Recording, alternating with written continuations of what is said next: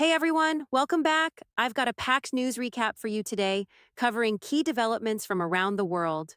From U.S. troop withdrawals in Iraq to new tensions between Israel and Hezbollah, let's dive right in.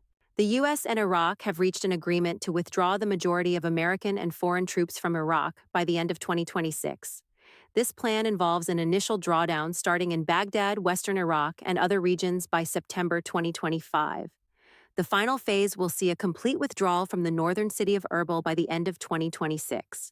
Currently, about 2,500 U.S. troops are stationed in Iraq, mostly in Baghdad and Kurdistan. Despite the large-scale exit, a small advisory contingent will remain to support operations in Syria and under a new bilateral security agreement. Iraqi Prime Minister Mohammed Shia al-Sudani, in office since 2022, has pushed for the end of foreign military presence, citing Iraq's transition to relative stability. However, there are concerns that a premature withdrawal could reignite conflicts, with U.S. military officials, including General Eric Kurilla, warning that Iraqi security forces may not be fully equipped to contain ISIL.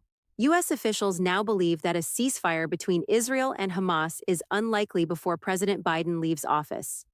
Major obstacles remain in the negotiations, including control of the Philadelphia corridor and a prisoner swap deal. Even when Israel has agreed to certain terms, Hamas has pushed for more concessions, leading to an impasse. The war, which erupted after Hamas's October 7th attack on Israel, has led to significant loss of life.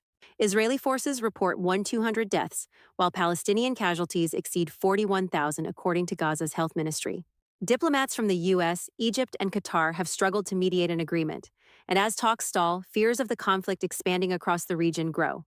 Japan has set a new milestone, with 95,119 centenarians recorded in September 2024, according to the health ministry. This marks the 54th consecutive year of increase, with women making up a staggering 88.3% of this group. The oldest living person in Japan, 116-year-old Tomiko Ituka, has been officially recognized by Guinness World Records. The rise in centenarians is linked to advancements in healthcare, with the country now focusing on enhancing services for its aging population. The government aims to ensure seniors can live comfortably within their communities as Japan continues to face rapid demographic shifts. New Zealand pilot Philip Mertens, kidnapped by the West Papua National Liberation Army, TPNPB, in 2023, has been released after more than 19 months in captivity. Mertens was taken in a remote area of Indonesia's Papua province, where the TPNPB has been fighting for independence. Indonesian authorities opted for non-violent negotiations over military action, and President Joko Widodo stressed the importance of Mertens's safety throughout the ordeal. New Zealand Prime Minister Christopher Luxon expressed gratitude for the successful negotiations, marking a peaceful end to this tense standoff. Congressional leaders have reached a short-term deal to fund federal agencies for about 3 months, narrowly avoiding a government shutdown as the new budget year begins on October 1st. This stopgap measure will extend government funding until mid-December, giving lawmakers more time to finalize a full-year spending bill after the November elections. House Speaker Mike Johnson's initial effort to include a mandate for voter registration proof of citizenship failed, but the bipartisan agreement reflects a desire to prevent a shutdown from impacting the upcoming election.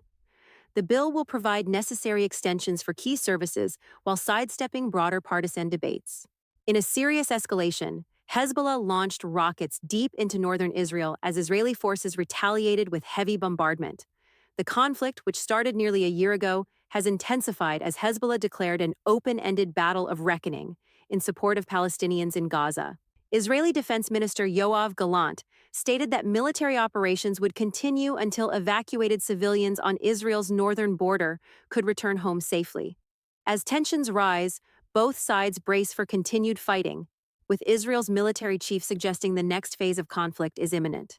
During a cultural celebration in New York, Indian Prime Minister Narendra Modi applauded the U.S.'s return of nearly 300 stolen antiquities to India and announced a dual victory for India's men's and women's teams at the Chess Olympiad in Hungary. Modi's visit to the U.S. also involved discussions with President Biden and other world leaders on key global issues.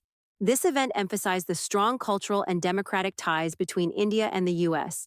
Modi highlighted the significance of 2024 for both countries as they celebrate democracy amidst ongoing global conflicts. That wraps up today's news recap. Don't forget to subscribe and hit the notification bell so you never miss an update. Thanks for watching, and I'll see you next time.